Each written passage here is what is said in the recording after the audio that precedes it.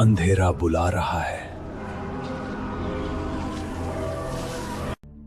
गांव के एक पुराने लकड़ी के घर में लालटेन जल रही थी। घर के अंदर बलराम नाम का एक जवान लड़का मोटी शाल ओढ़े हाथ में लालटेन पकड़े कहीं जाने की तैयारी कर रहा था। बलराम, तू कहाँ जा रहा है बेटा? माँ, आजकल खेत में जंगली जानवर घूम रहे हैं। फसल पूरी तरह से पक चुकी है। 1-2 दिन बाद काटनी भी है। मुझे डर है कि कहीं जानवर फसल खराब न कर दे, इसलिए आज रात में खेत में ही सोऊंगा। बलराम की बात सुनते ही उसकी माँ के चेहरे का रंग उड़ गया। पागल हो गया है क्या? आज अमावस्या की रात है। तू अच्छी तरह जानता है आज की रात गांव का कोई आदमी घर से बाहर नहीं निकलता। बलराम जोर से हंसने लगा। अरे माँ, बचपन से सुनता आ रहा हूँ कि अमावस्या की रात हमारे गांव में कोई चुड़ैल या डायन लंबा घूंघट डालकर घूमती है और वो हर घर में 3 बार दस्तक देती है। जो भी दरवाजा खोल दे वो उसे मार देती है। अब तो मुझे ये कहानी सुनकर हंसी आने लगी है। मुझे तो लगता है गांव में किसी ने जानबूझकर ये डर फैला रखा है। अमावस्या की रात कोई आदमी मजे लेने के लिए घर घर जाकर दस्तक देता होगा और गांव वाले डर जाते होंगे। बलराम अभी अपनी बात पूरी भी नहीं कर पाया था कि तभी ठक ठक ठक अचानक घर की कुंडी खटखटाने की आवाज गूंजी। आवाज सुनते ही बलराम चुप हो गया। उसकी माँ की आंखों में डर उतरने लगा। कुछ पल तक घर के अंदर मौत जैसा सन्नाटा छाया रहा। फिर दोबारा ठक ठक ठक। इस बार आवाज पहले से ज्यादा भारी और डरावनी थी। बलराम धीरे धीरे दरवाजे की ओर बढ़ता है। बलराम, दरवाजा खोलने की गलती मत करना। तभी तीसरी बार कुंडी खटखटाई गई। बलराम ने झटके से अपनी माँ का हाथ छुड़ाया और तेजी से दरवाजा खोल दिया। बाहर घना कोहरा फैला हुआ था। घर से कुछ दूरी पर एक औरत खड़ी थी। लंबा घूंघट डाल रखा था। उसके पैरों में भारी पायलें थी जो ठंडी हवा के साथ धीमे धीमे छनक रही थी। कौन हो तुम? तभी बलराम के कानों में एक भारी और सड़ी हुई आवाज गूंजी। अगर मेरे पैर देख लेता तो ये सवाल नहीं करता। बलराम की नजर जैसे उसके पैरों पर गई, उसके डर से रोंगटे खड़े हो गए क्योंकि उस औरत के पैर उल्टे थे। तभी तेज हवा का एक भयानक झोंका उठा। हवा घूंघट वाली स्त्री से टकराई और उसका घूंघट धीरे धीरे ऊपर उठ गया। बलराम की आंखें फटी की फटी रह गई। घूंघट के अंदर एक औरत का भयानक चेहरा था। उसका चेहरा सड़ा हुआ और चौड़ा था। उसकी आंखों की पुतलियां पीली थी। उसके लंबे पीले दांतों से सड़ी हुई दुर्गंध निकल रही थी। उसके नाखून किसी खूंखार जानवर की तरह लंबे और नुकीले थे। बलराम डर कर पीछे हटने लगा, लेकिन अगले ही पल हवा की रफ्तार से उसका शरीर खुद ब खुद उस घूंघट वाली औरत की तरफ खिंच गया और उसने अपना भयानक हाथ बलराम के गले पर रख दिया। बलराम जोर जोर से चीखने लगा। अगले पल उस औरत ने बलराम को लगभग 10 फीट हवा में ऊपर उछाल दिया। बलराम जोर से जमीन पर गिरा। धड़ा! गिरते उसके हाथ पैर बुरी तरह टेढ़े हो गए। उसका शरीर दर्द से तड़पने लगा। इस सुबह पूरे गांव में दहशत फैल चुकी थी। गांव के चौराहे पर बलराम की लाश पड़ी थी। गांव के लोग दूर खड़े कांपती हुई नजरों से उसकी लाश को देख रहे थे। बलराम की मां अपने बेटे की लाश से लिपटकर फूट फूट कर रो रही थी।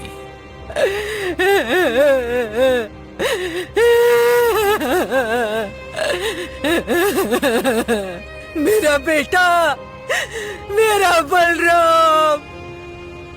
गांव के लोग डर से चुप खड़े थे। कोई भी उसकी आंखों में देखने की हिम्मत नहीं कर पा रहा था।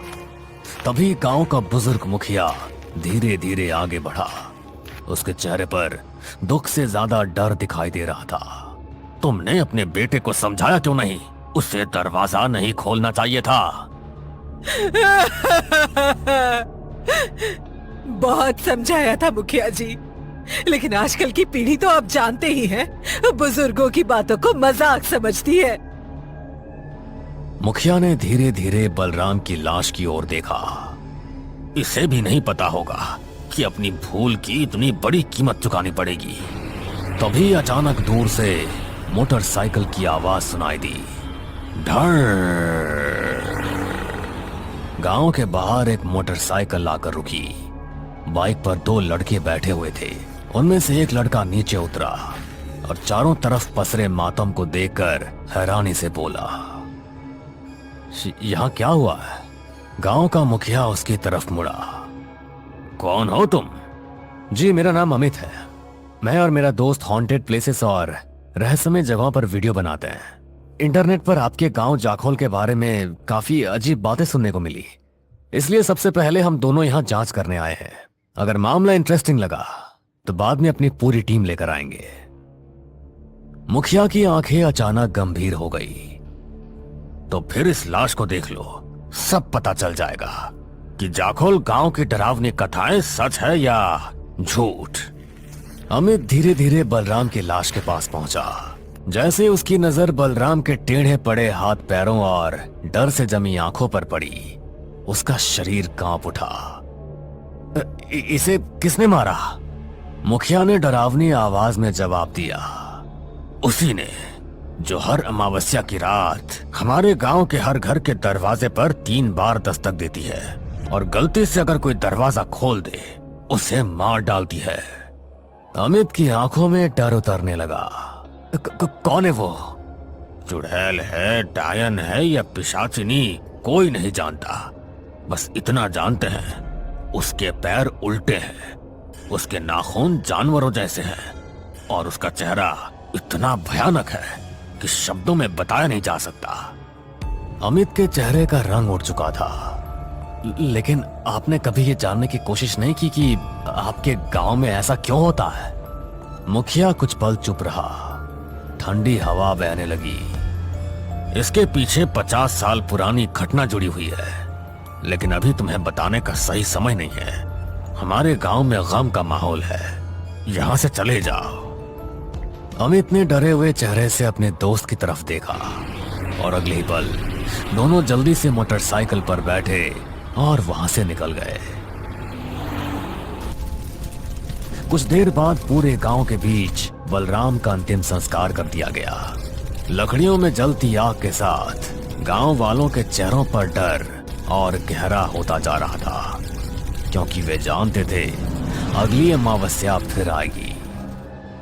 दिल्ली शहर की चमचमाती रोशनी के बीच पूजा नाम की एक लड़की अपने फ्लैट में बैठी मोबाइल पर वीडियो देखने में व्यस्त थी। मोबाइल की स्क्रीन पर वही यूट्यूबर अमित जाखोल गांव की कहानी बता रहा था। तभी दरवाजा खुला और अंदर आया अतुल। अतुल पूजा का क्लासमेट था, हंसमुख, बेफिक्र और हर चीज का मजाक उड़ाने वाला। अतुल मुस्कुराते हुए पूजा के सामने बैठ गया। अरे आखिर ऐसा क्या देख रही हो मोबाइल पर कि तुम्हें पता ही नहीं चला कि मैं यहाँ आ चुका हूँ? पूजा ने मोबाइल बंद कर दिया। रियली आजकल लोगों को हो क्या क्या है? इतनी बकवास वीडियो बनाते हैं और ऊपर से उन पर इतने व्यूज भी आ जाते हैं। अतुल हंस पड़ा। अरे ऐसा क्या देख लिया तुमने? एक यूट्यूबर की वीडियो देख रही थी, जाखोल गांव के बारे में बता रहा था। बोल रहा था कि हर अमावस्या की रात वहाँ कोई औरत गांव के हर घर में 3 बार दस्तक देती है और जो भी दरवाजा खोल देता है अगली सुबह जिंदा नहीं बचता। ये सुनते ही अतुल जोर जोर से हंसने लगा। क्या बकवास है ये? ऐसा लग रहा है जैसे तुम किसी डरावनी फिल्म की कहानी सुना रही हो। तभी वहाँ आर्यन आ गया। आर्यन एक बेहद शांत, समझदार और गंभीर लड़का था। आर्यन और पूजा एक दूसरे से प्यार करते थे। आर्यन मुस्कुराते हुए दोनों के पास बैठ गया। क्या बात है, किस बात पर इतनी हंसी आ रही है? कुछ नहीं, यूट्यूब पर एक स्टूपिड सी वीडियो देख रही थी। किसी ने जाखोल गांव के बारे में अपलोड किया है। जाखोल गांव का नाम सुनते ही आर्यन के चेहरे की मुस्कान गायब हो गई। उसकी आंखों में अचानक गंभीरता उतर आई। कैसा वीडियो? वही कि गांव में हर अमावस्या की रात कोई चुड़ैल या पिशाचिनी हर घर में 3 बार दस्तक देती है और जो दरवाजा खोल दे उसे मार देती है। और 2 दिन पहले ही उसने गांव की एक लड़की को मार डाला। अतुल फिर हंसने लगा। अरे कितनी अजीब बात है, एक डायन गांव वालों को मार रही है और पुलिस हाथ पर हाथ रखकर बैठी हुई है। लेकिन आर्यन नहीं हंसा। उसका चेहरा डर से सख्त पड़ चुका था। अगले ही पल वो तेजी से वहां से चला गया। पूजा और अतुल एक दूसरे को हैरानी से देखने लगे। शाम के समय आर्यन अपने घर के गार्डन में अकेला बैठा हुआ था। उसकी आंखें कहीं खोई हुई थी। तभी वहां पूजा और अतुल आ गए। क्या हुआ? तुम अचानक वहाँ से उठकर क्यों चले गए? जाखोल गांव के बारे में तुम जो वीडियो देख रही हो उसका मजाक मत उड़ाओ। तुम शायद नहीं जानती, मैं उसी गांव का रहने वाला हूँ। ये सुनते ही अतुल चौंक गया। क्या तुम जाखोल गांव के रहने वाले हो? आर्यन ने गहरी सांस ली और दोनों की तरफ देखने लगा। सुनो, उस यूट्यूबर ने जो बताया है, बरसों से हमारा गांव उसी खौफ में जी रहा है। गांव वालों की मान्यता है कि अमावस की रात कोई 3 बार दस्तक देती है और जो भी दरवाजा खोलता है वो मर जाता है। बचपन से इसी डर की वजह से माँ और पिताजी ने मुझे मामा जी के घर भेज दिया और फिर कभी गांव नहीं बुलाया। मुझे आज भी गांव वालों के वो डरे हुए चेहरे याद आते हैं और माँ पिताजी की आंखों में आंसू। आज भी जब मैं घर आने की बात करता हूँ, माँ मना कर देती है। आर्यन, चलो मान लिया कि बचपन में तुम गांव में रहते थे, इसलिए तुम्हारी सोच वैसी हो सकती है। लेकिन अब तुम शहर में बड़े हुए हो, क्या तुम अभी भी इन बकवास बातों पर यकीन करते हो? पूजा सही कह रही है यार, ऐसा नहीं हो सकता। ये सब सिर्फ फिक्शन मूवीज में होता है, वो भी हॉरर फिल्मों में। आर्यन दोनों को देखने लगा। सच कहूं तो मुझे भी समझ नहीं आता कि क्या सच है और क्या झूठ। कभी कभी मुझे भी ये सब बकवास लगता है, लेकिन फिर सोचता हूं अगर ऐसा नहीं है तो माँ पिताजी मुझे गांव आने से क्यों रोकते हैं? उन्होंने मुझे मामा जी के घर क्यों भेज दिया? पूजा गहरी सोच में डूब गई। तुम्हारे सवाल का जवाब तुम्हें अपने गांव जाकर ही मिलेगा। आर्यन चौंक गया। क्या मतलब? अतुल हंस पड़ा। अरे सीधी सी बात है, हम तीनों तेरे गांव चलेंगे। लेकिन मैंने अभी बताया ना, माँ हमेशा मुझे गांव आने से मना करती है। पूजा मुस्कुराई। हाँ, तुम हमेशा उनकी बात मान लेते हो। देखो आर्यन, अगर तुम्हारा मुझसे शादी करने का मूड नहीं है तो साफ साफ बता दो। आर्यन चौंक गया। इसमें हमारी शादी की बात कहाँ से आ गई? बिल्कुल आ गई। तुम कहाँ के रहने वाले हो मुझे पता होना चाहिए। तुम्हारा गांव कैसा है ये भी मुझे पता होना चाहिए। और क्या तुम अपने माँ पिताजी से मुझे मिलवाओगे या शादी में उन्हें बुलाने का कोई प्लान ही नहीं है? अतुल हंस पड़ा। अरे छुट्टियां होने वाली है और मैंने सुना है जाखोल एक पहाड़ी इलाका है। वहाँ बड़े बड़े पहाड़ और हरियाली है, किसी हिल स्टेशन से कम नहीं होगा। आर्यन उन्हें मना करना चाहता था, लेकिन आखिरकार उसे दोनों की बात माननी ही पड़ी। समय बना रही थी। हल्का हल्का कोहरा पटरियों के ऊपर तैर रहा था। यार ये जगह तो बहुत खूबसूरत है, यहाँ तो रहने में मजा ही आ जाएगा। अब देखना होगा आर्यन का गांव और उसका घर कैसा होगा। आर्यन हल्का सा मुस्कुराया। स्टेशन से घर ज्यादा दूर नहीं है, हम लोग पैदल ही चलेंगे। तीनों धीरे धीरे गांव की तरफ बढ़ने लगे। रास्ते के दोनों तरफ घने देवदार के पेड़ खड़े थे। पहाड़ों के बीच से गुजरती पतली सड़क पर हल्का हल्का कोहरा फैला हुआ था। दूर पहाड़ों से आती ठंडी हवा शरीर में सिहरन पैदा कर रही थी।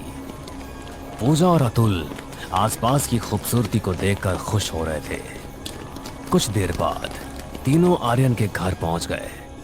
आर्यन ने धीरे से दरवाजे की कुंडी खटखटाई। दरवाजा खुला। सामने आर्यन की माँ खड़ी थी, लेकिन बेटे को देखकर उनकी आंखों में खुशी नहीं, एक अजीब सी दहशत थी। आर्यन! तभी चारपाई पर बैठे उसके पिता की नजर भी आर्यन पर पड़ी। तुम्हें यहाँ नहीं आना चाहिए था। ये सुनते ही आर्यन उदास हो गया। मुझे लगा था बरसों बाद घर लौटूंगा तो आप दोनों मुझे देखकर खुश होंगे, लेकिन यहाँ तो आप दोनों के चेहरे उतर गए। माँ, ये पूजा है और ये मेरा दोस्त अतुल। पूजा ने महसूस किया कि आर्यन के माँ पिताजी बहुत ही डरे हुए थे, लेकिन उसने उस समय कुछ भी नहीं कहा। तुम लोग सफर से थक गए होंगे, हाथ मुंह धो लो, मैं खाना लगाती हूँ। कुछ देर बाद सब लोग साथ बैठकर खाना खाने लगे। पहाड़ी खाने की खुशबू पूरे घर में फैली हुई थी। पहाड़ी गांव के खाने की बहुत तारीफ सुनी थी, लेकिन आज पता चला खाना सच में बहुत स्वादिष्ट होता है। तभी आर्यन हल्के से पूजा की तरफ देखकर मुस्कुराया। पूजा, आहिस्ता बोलो, मत भूलो कि तुम इस घर की होने वाली बहू हो। कहीं ऐसा ना हो कि माँ शादी से इनकार कर दे। पूजा हल्का सा मुस्कुरा दी। बाहर पहाड़ों पर फिर कोहरा उतरने लगा था। तभी आर्यन अपनी माँ के पास आया। माँ, मैं दोस्तों को थोड़ा गांव घुमा कर लाता हूँ। ये सुनते ही उसकी माँ डर गई। पागल हो गए हो क्या? कहीं जाने की जरूरत नहीं है, सुबह का इंतजार करो, रात में बाहर मत निकलो, और कल रात बाहर निकलने की सोचो भी मत। पर क्यों? क्योंकि कल अमावस्या की रात है। माहौल अचानक भारी हो गया। आर्यन चुपचाप वापस कमरे में चला गया। अरे यार, सोचा था गांव की ठंडी रात और हवा एंजॉय करेंगे, लेकिन यहाँ तो सब डरे हुए हैं। अगली सुबह आर्यन अपने दोस्तों को गांव घुमाने ले गया। पहाड़ों के बीच बसा जाखोल दिन में बेहद खूबसूरत दिखाई देता था। घने देवदार के पेड़, हल्का हल्का कोहरा और पहाड़ों से उतरती ठंडी हवाएं पूरे माहौल को जादुई बना रही थी। लेकिन इस खूबसूरती के पीछे एक अजीब सा डर छुपा हुआ था। गांव वाले तीनों को अजीब नजरों से देख रहे थे। उनकी आंखों में साफ डर दिखाई दे रहा था। होते ही आर्यन की माँ जल्दी जल्दी घर की कुंडी बंद करने लगी। माँ, आपने दरवाजा इतनी जल्दी क्यों बंद कर दिया? चुपचाप रहो, कोई सवाल मत करो। बलराम ने भी अपनी माँ की बात नहीं मानी थी और मारा गया। मेरी बात ध्यान से सुनो, कल सुबह अपने दोस्तों को लेकर शहर वापस चले जाना और फिर कभी यहाँ मत आना। इतना कहकर वो वहां से चली गई। अतुल आर्यन की तरफ देखने लगा, लेकिन उसने कुछ भी नहीं कहा। रात गहरा चुकी थी। बाहर कोहरा और सन्नाटा पहले से ज्यादा डरावना हो चुका था। घर के अंदर तीनों बैठे बातें कर रहे थे। तभी ठक ठक ठक, अचानक दरवाजे पर दस्तक हुई। पूजा चौंक गई। इतनी रात में कौन हो सकता है? फिर दोबारा ठक ठक ठक। इस बार आवाज पहले से भारी था। फिर तीसरी बार ठक ठक ठक। अचानक अतुल के चेहरे का भाव बदल गया। आज दरवाजा खोलकर तुम्हारे गांव वालों का डर खत्म ही कर देते हैं। और वो तेजी से दरवाजे की तरफ बढ़ने लगा। आर्यन की मां कांप उठी। बेटा, दरवाजा मत खोलना। लेकिन अगले ही पल खर, अतुल दरवाजा खोल चुका था। जैसे ही दरवाजा खुला, हवा का भयानक झोंका अंदर घुसा और अतुल का शरीर हवा की रफ्तार से लगभग 4 फुट आगे खींच गया। उसके सामने एक लंबा घूंघट डाले औरत बैठी थी। उसके पैरों में भारी पायलें थी और उसके उल्टे पैर धीरे धीरे मिट्टी पर घिसट रहे थे। पूजा की चीख निकल गई। तभी घूंघट वाली स्त्री की गर्दन धीरे धीरे ऊपर उठी और उसके घूंघट के अंदर से 2 पीली आंखें चमकने लगी।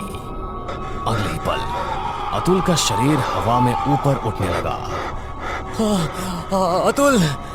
आर्यन उसे पकड़ने दौड़ा, लेकिन तभी अचानक घर की लालटेन बुझ गई। पूरा घर अंधेरे में डूब गया और उसी अंधेरे में अतुल की दर्दनाक चीख गूंजी। बचाओ! पार्ट 2 का खौफनाक सच जानने के लिए अभी सब्सक्राइब करें